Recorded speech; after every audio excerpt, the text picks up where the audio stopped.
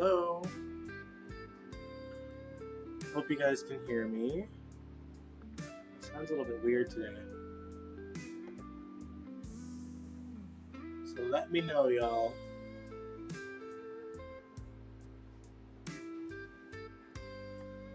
Huh. Happy Monday, y'all. It is Memorial Day in the States. Happy Memorial Day. And it's Labor Day here in Canada. So I don't think I have Canadian people in the chat, but happy Labor Day if you are here. Maybe you're here in secret, I don't know. Hey, Aaron. Hey, Allison. Good to see you guys. Hope you all had a good long weekend. I worked, so it wasn't long for me. I worked today, and I worked Saturday.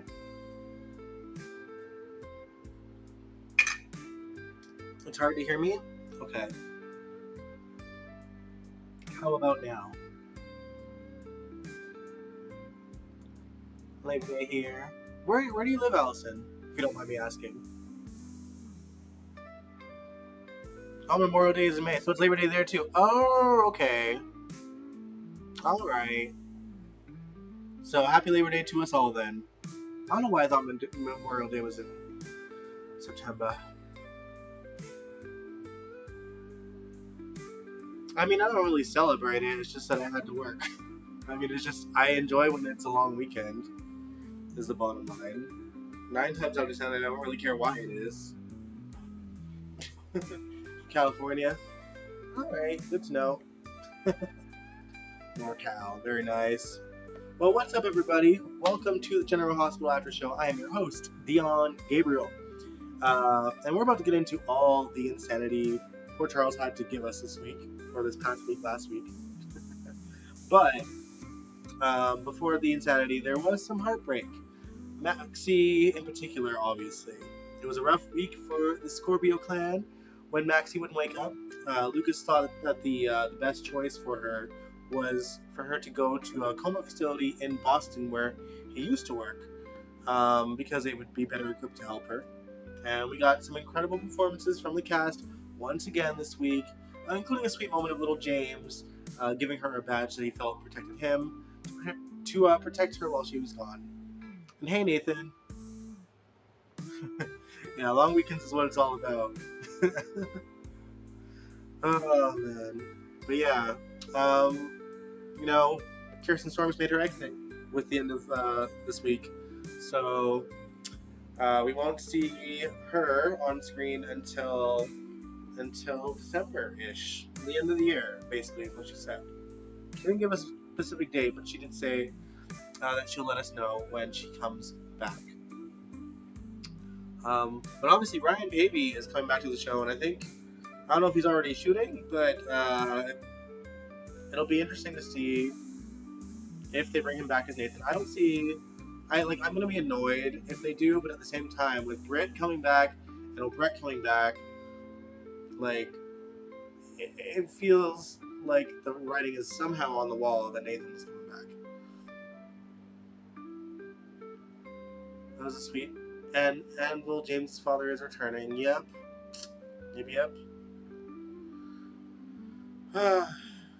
So yeah, it'll be interesting to see how they swing that. They haven't really explained how Britt faked her death either, though. Yeah, Maxie is coming back. Kirsten Storms made a point to say she is returning. She's just taking a couple months off to settle into her new home in Nashville, and then she'll be back. So Frank was gracious to give her time off, and Kirsten Storms, at the time that she announced it, she like I think she did a live stream or like just a full on video, just being like, I'm sorry, that that she is not going anywhere, that she's wanted to make this work for GH, and that she's going to commute and wants to be on the show as much as she is allowed to do so by Frank.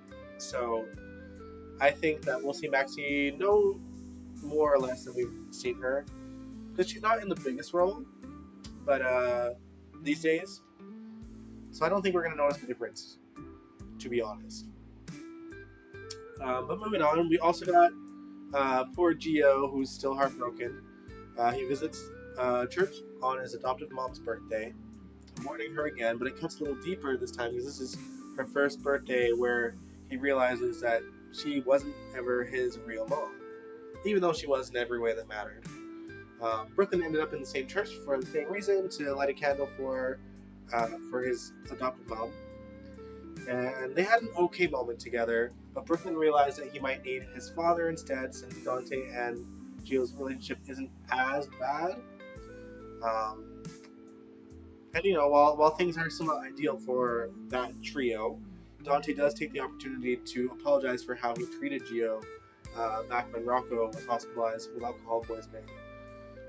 And he also shares stories of memories of when Gio was a baby. So there was a bit of a sweet moment there. I mean, Gio still makes a point to be like, I don't want to make a habit out of like this and building a relationship with us, but he appreciated the stories. So I guess progress. Fix my mic. Yeah, there's something wrong with the mic. I probably need a new one. How bad is it, guys? Be honest. Because hold on. Let me see. What is the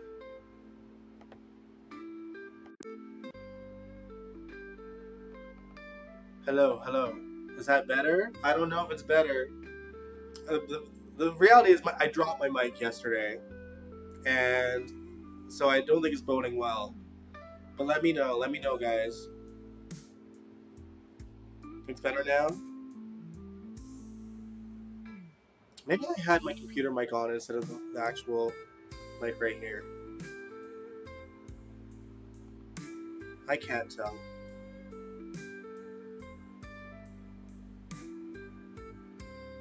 But is it better? I can't tell.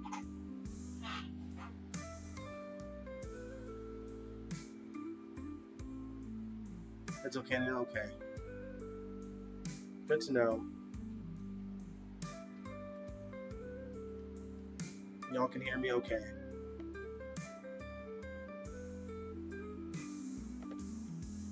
Opening the volume mixer just in case.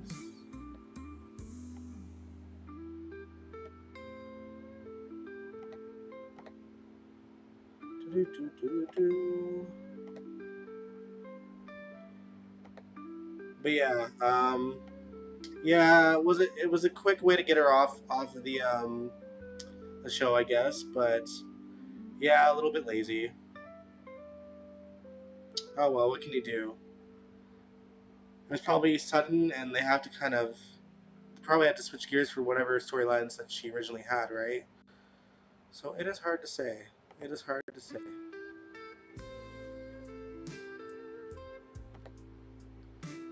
Ah. All right. Rocco went from 5 to 15. I mean, that's pretty much what happened to Lulu when Laura was in a coma too. Oh man. All right. Now let's get into the insanity part of General Hospital this week. This week in Port Charles. Oh, Aaron, you said, do you think Lulu and Brooklyn will become friends? I think that they will. I think this was the drama that will bring them together, kind of in the same way Lulu killing Logan brought Maxie and Lulu together. So I think it will, slowly but surely. Yeah, anyway, so this week in Port Charles seems to be the week the writers decided how many more vile things they can make Drew do before they give the audience the whodunit story that they deserve. Now, just to be clear, I do not have any insight on whether or not Drew is going to be killed, but we've had like 5 different characters threaten to kill him in the past week, if not a little bit more than a week. So it certainly feels like we're leading up to a whodunit story where it seems like all of Port Charles has a reason to want him dead. First of all, as you guys remember, Drew got Stella arrested just to get under Curtis's skin, and this leads to a number of things. Martin asking Tracy for help in terms of Stella in her time of need. Curtis relying on Jordan to help get Stella out from under Drew's thumb. Portia getting jealous over Jordan, getting into a fight with Curtis and screaming, "If you leave out that door, that will be a sure sign of the end of our marriage." And then when he walks out the door, not 2 seconds later, she sleeps with Isaiah in her office. So that happened. To be honest, I feel like Jordan and Isaiah had more chemistry than Isaiah and Portia. But that's just me. Kaiwan, wishful thinking. Anyway, who's George? Alright,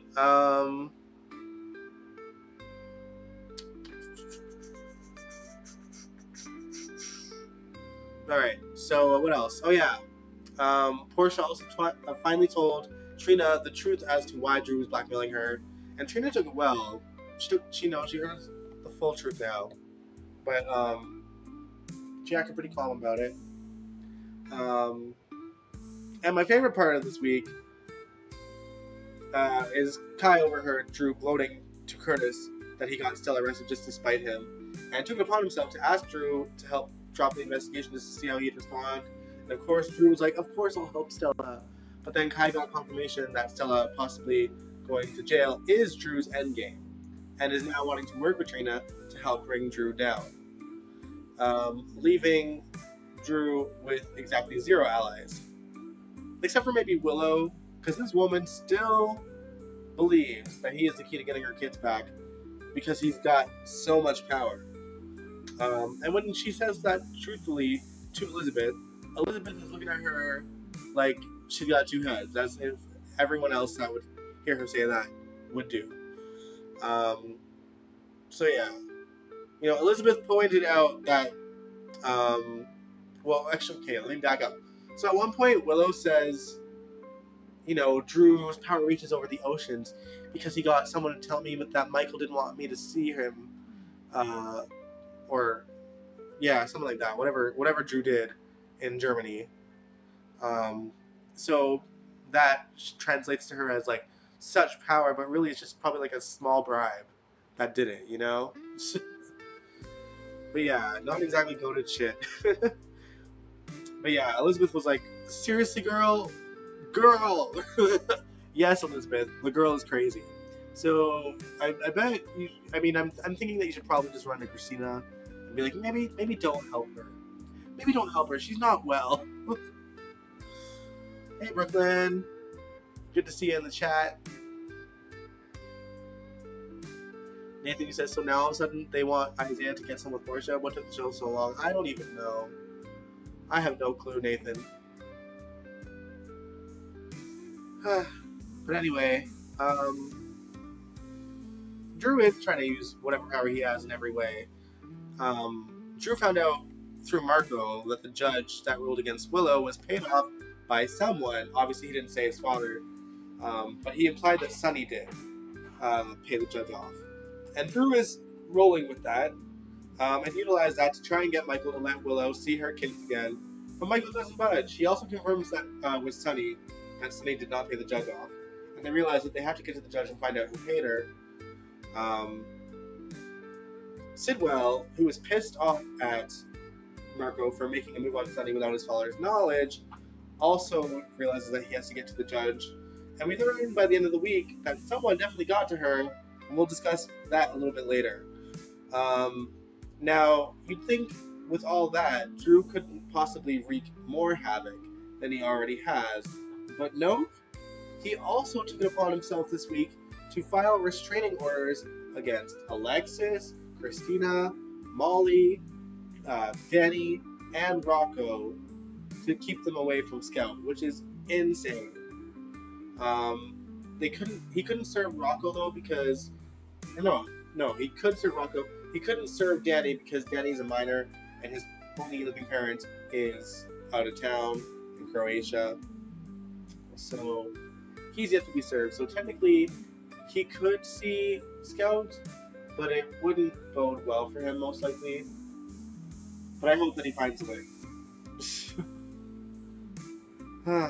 But yeah, Alexis, when she realized that he filed a restraining order, threatened Drew in the middle of a restaurant.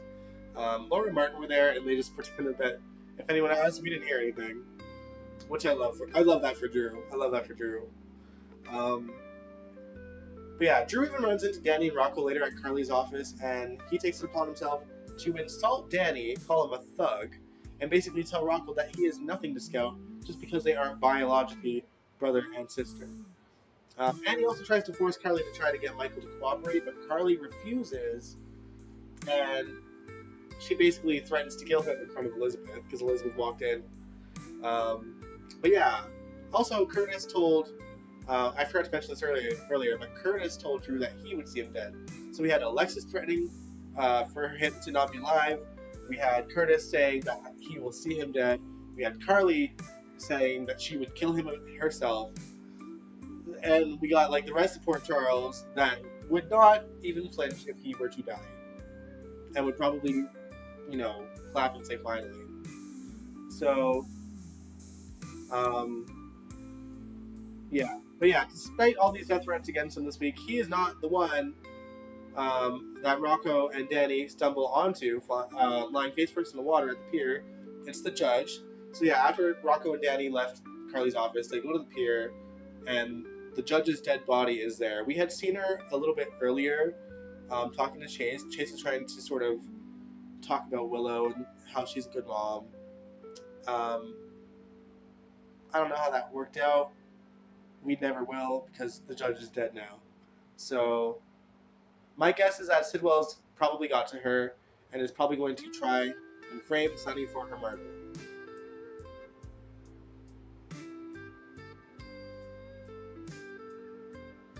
Taiwan said to put on Twitter maybe a Drew murder mystery, like his mother. Oh my god.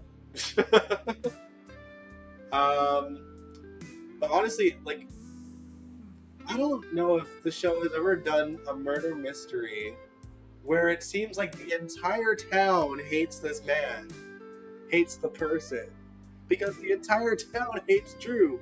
Drew doesn't have a single friend except for maybe Ezra Boyle. But like, I don't know. Everyone wants him dead or gone. So it could be anyone. In a perfect world, I would kind of want Scout to kill him because, we're not going to jail this poor little girl who has an abusive father.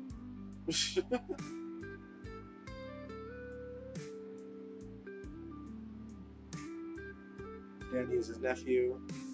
Also, Danny is half-brother and cousin to Scout. That's a double relative. Yep. Angel said Drew was discussing to Rocco and Danny. Hard to believe he claimed Danny as his own at one point. Yeah, because Danny and Drew were so close when he thought he was Jason.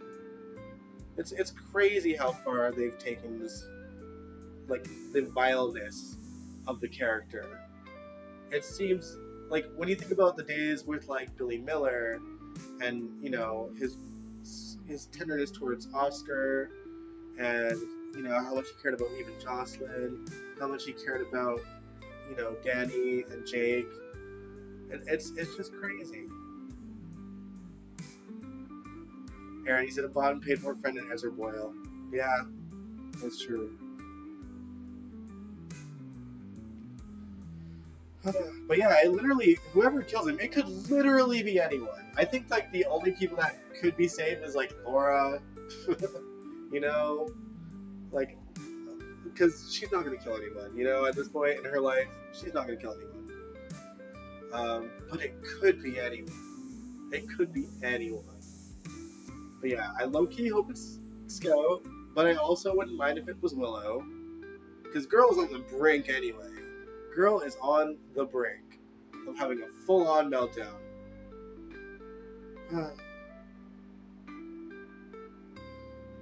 Kaiwan, I feel like you just say shit that makes zero sense just to try to get under people's skin, but we see it.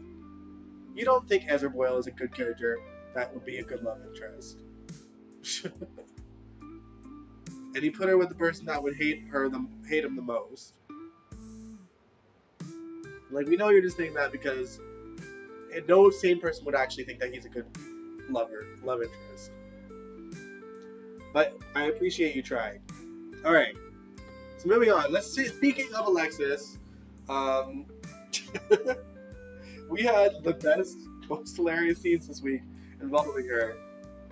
So, um, Ava and Rick's blackmail scheme came to a blow this week. She basically Rick maneuvered things so that he can move all of the money into his own account and into bonds for 30 days so that no one could access it, including the extra 10 mil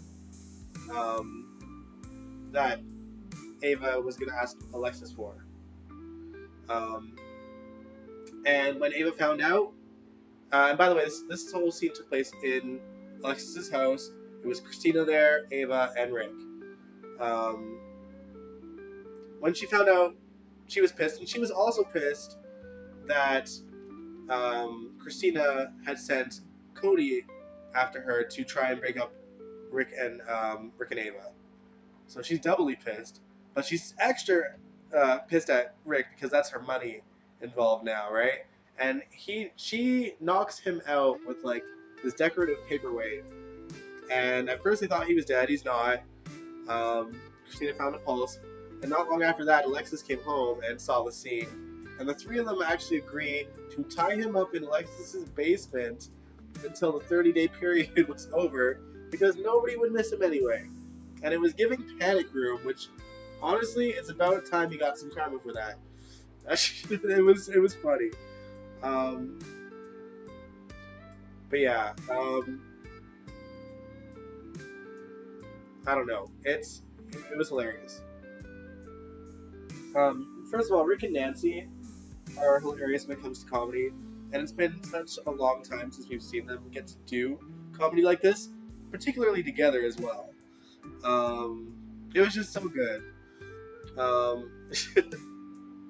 My favorite line, Alexis. Okay, so Rick is tied up in the basement on like a bed thing, and he has like this ball and gag, like a sexual one, in his mouth to gag him. And Alexis, when she goes down there to talk to him, and like says, "Can you believe Ava had this in her glove compartment? I died, y'all." She's just too good. She is just too good. But yeah, I just love those scenes. I love those scenes. Yeah, they're always in such dramatic storylines, and this is the first time we got to see,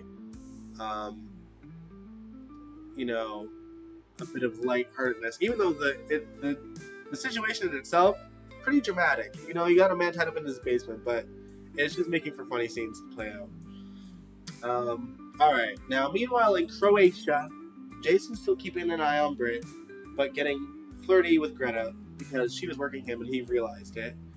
The people Greta and Britt are working for were thinking that he might be a member of the WSB, but later he tries to plead to Britt to leave with him again, and she refuses again and demands that he leaves, and he says that he will on the one condition that she keeps a burner phone to call him just in case, so she keeps it. As for Jocelyn and Vaughn, who were both already captured in the previous week, Jocelyn learned the reality of what it really means to be a WSB agent, and that is that bad things can happen to them. And, you know, the people working this, whatever situation is going on in Croatia, they want answers as to why the WSB is looking into them. And to get answers out of Jocelyn, they torture Vaughn, and she cooperates. And he's pissed about it. But, you know, she told them about the safe box in the office of the WSB. But obviously, Colette, the other agent working with WSB over there, is a double agent, working for two different people. And she's already aware.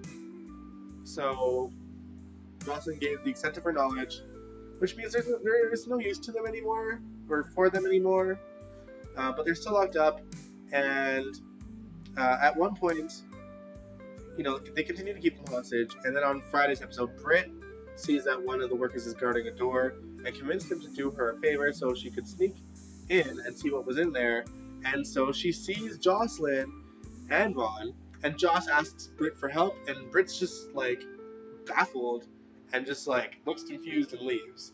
So I don't know. I guess that would be the last person I'd see being held captive.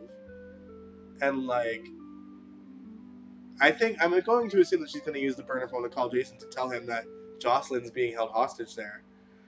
So we'll see. We will see.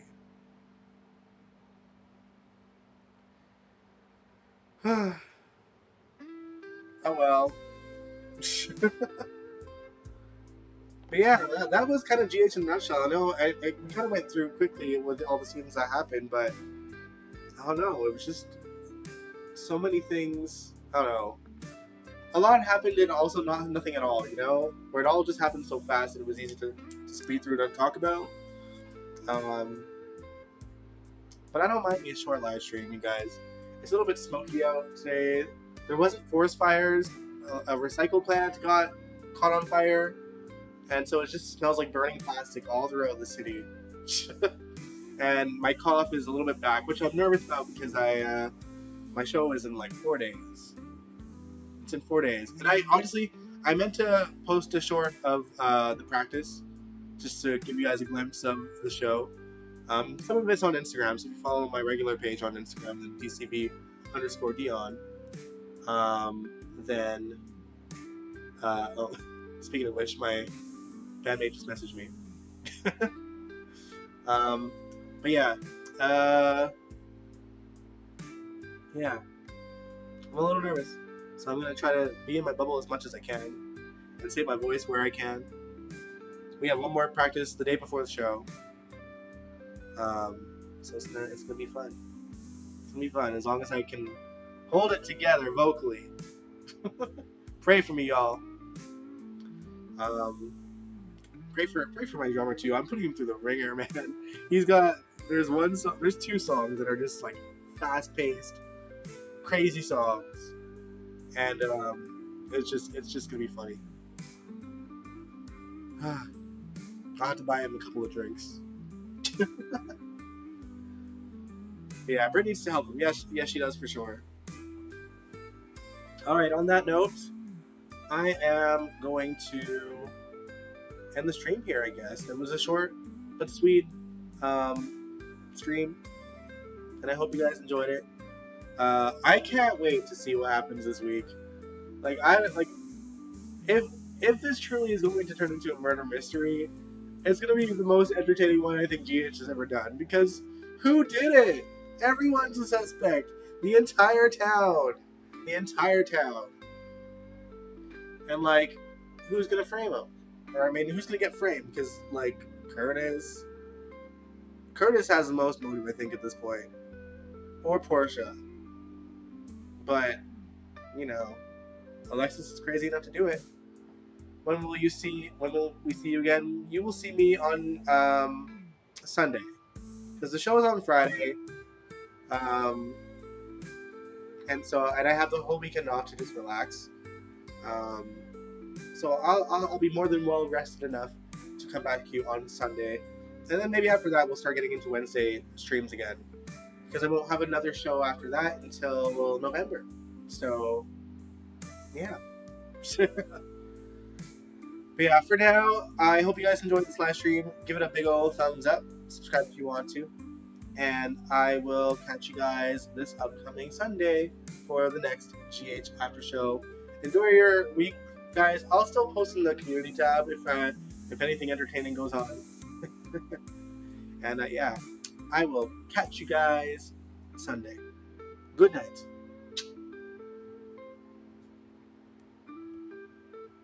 Bye.